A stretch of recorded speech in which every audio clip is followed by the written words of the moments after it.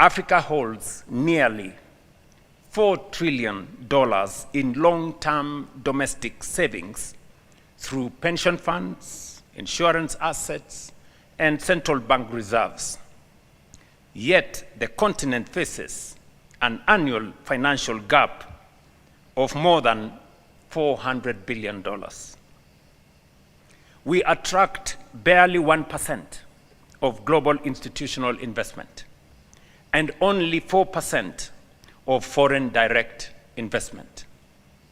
Even today, African countries borrow at rates between 200 and 400 basis points above their fundamentals and where the fundamentals justify. This paradox reveals a simple truth. Africa does not suffer from a shortage of capital, and that has been said by both the CEO of ATIDI and my good friend Sidi. We do not suffer from a shortage of capital. And I say so even when I specifically talk about our own country, Kenya. When I came into office, I championed and I explained to the people of Kenya why savings is important. In our National Social Security Fund, we had 312 billion Kenya shillings saved in 60 years. But in just 2 years, we have moved it from 312 to 680 billion. By next year, we will triple what we have saved in 60 years in 3.5 years. What does that mean? It means there is no shortage of capital. It is us getting organized and getting the resources we have organized and using it for our own development. So when we say there is no shortage of capital in our continent, that statement is very, very true. From my own experience, in just 3 years, I have seen how we can mobilize domestic resources. It is easy. Actually, it's not easy. It is difficult to go borrowing money from people. They subject you to all manner of things. You know, do this, go and pass this law. How about those things, what are those ones called? You go and pass the sexuality laws, go and do this, go and do this. You know, things that have nothing to do with the money you're looking for.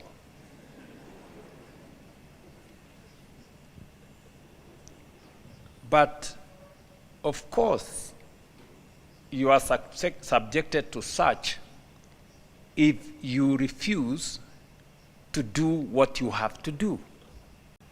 Today, I invite every member state represented here to join Kenya in launching the Nairobi Capital Compact on Africa economic sovereignty. The compact rests on 5 commitments: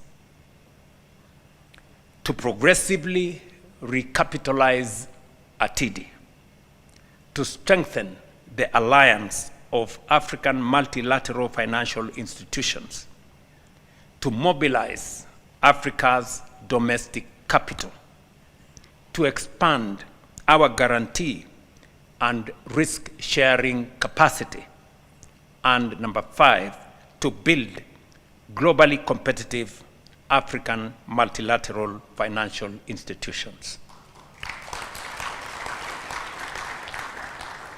This is an invitation to governments, institutional investors, and development partners alike to finance Africa's transformation on the correct terms. Our bottom-up economic transformation agenda requires investment on a scale that public resources alone cannot provide. Private capital must therefore become our partner. Strengthening ATIDI is not only in Africa's interest, it is firmly in Kenya's national interest. Kenya will lead from the front. Accordingly, I announce today our intention as we go into the future, as I did in our last meeting, Kenya's capital participation in ATIDI progressively to increase with an initial $25 million US. We will continue to increase until we arrive at $65 million US.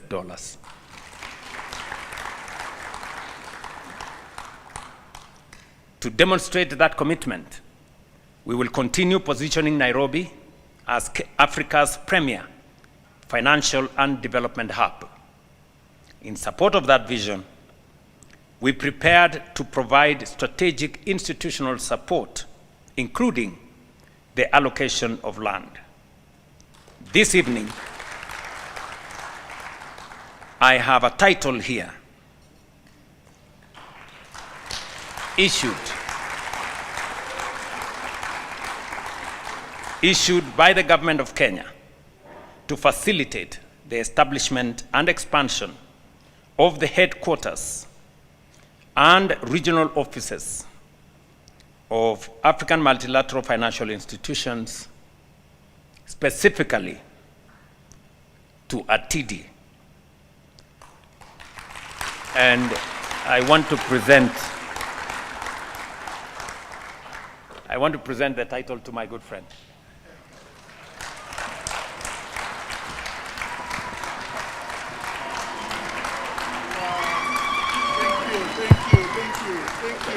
Makofi ajaye kabisa. Let's give a warm clap for that.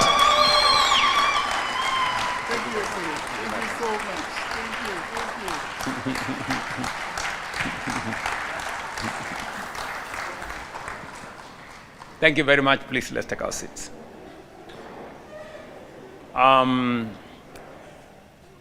This is a 2-acre piece of land in Upper Hill, valued at $8 million.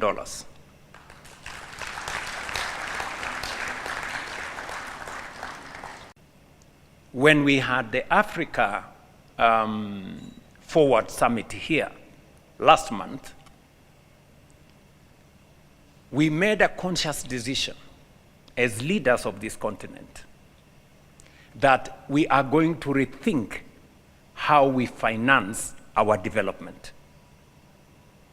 We're going to work with partners, and we are immensely grateful for the World Bank, the IMF, IBRD, and all the other partners that have worked with us. They have walked this journey with us. But they have done so much. But there is space for us to do more ourselves. And we cannot delegate what we can do for ourselves for others to do for us. It is not fair to ourselves. It is not fair to them. We must do what we must do. And we made a very conscious decision and said, we must stop the blame game. We must stop blaming others for our own underdevelopment.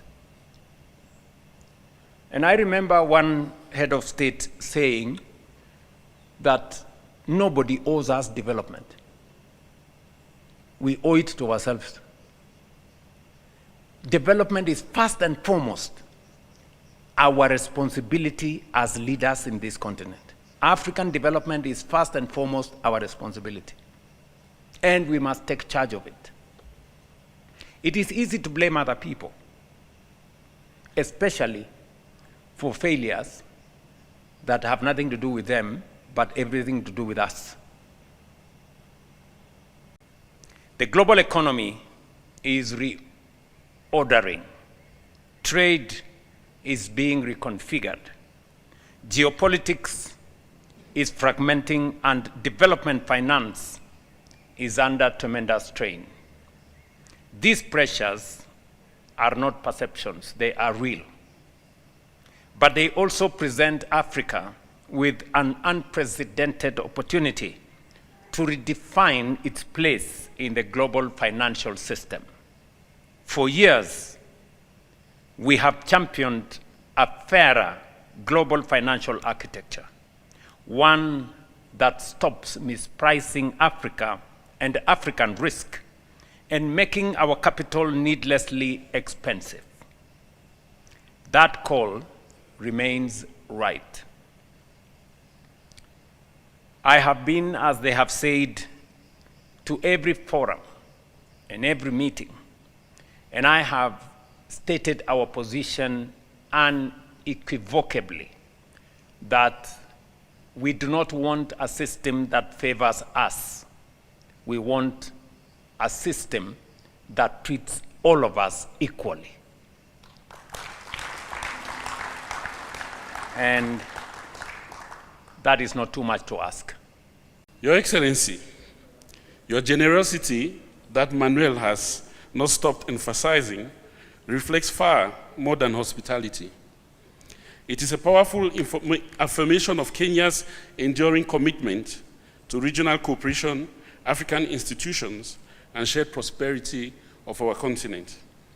As one of ATIDI's founding member states and gracious host since inception, Kenya has remained a steadfast partner, demonstrating how visionary leadership and strong institutions can mobilize investment, strengthen resilience, and accelerate sustainable development. For this unwavering partnership, we extend our sincere appreciation once more.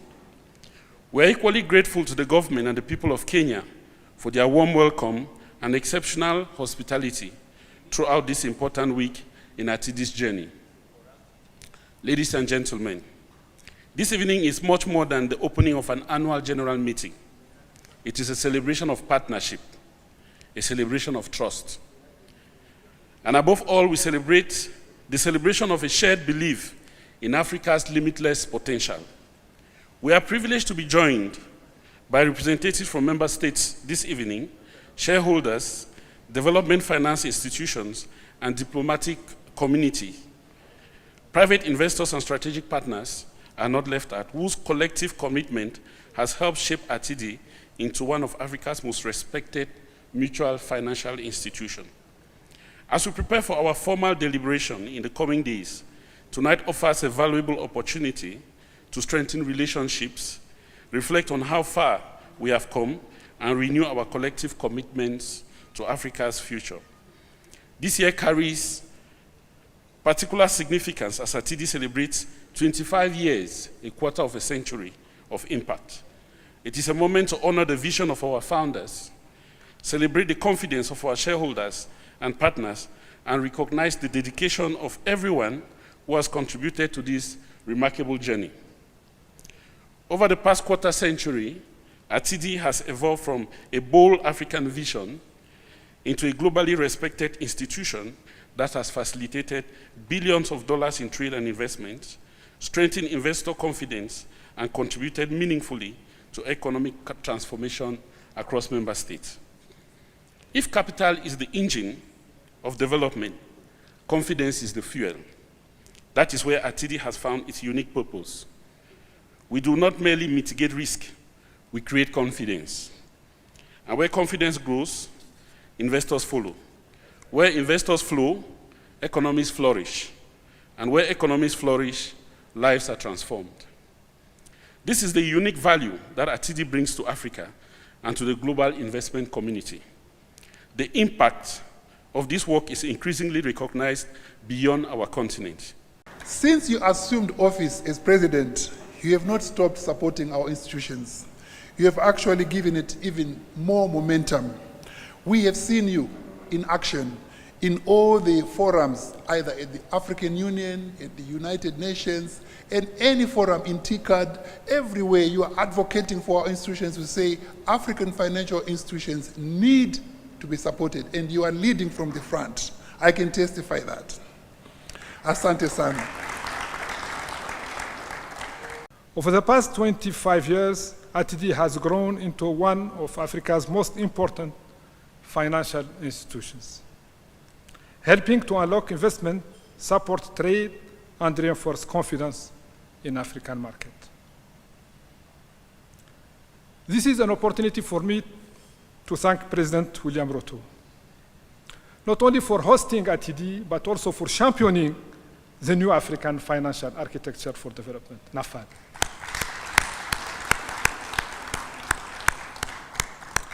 Excellency, Mr. President, with your friend, President Emmanuel Macron of France, you helped to elevate this initiative onto the global stage.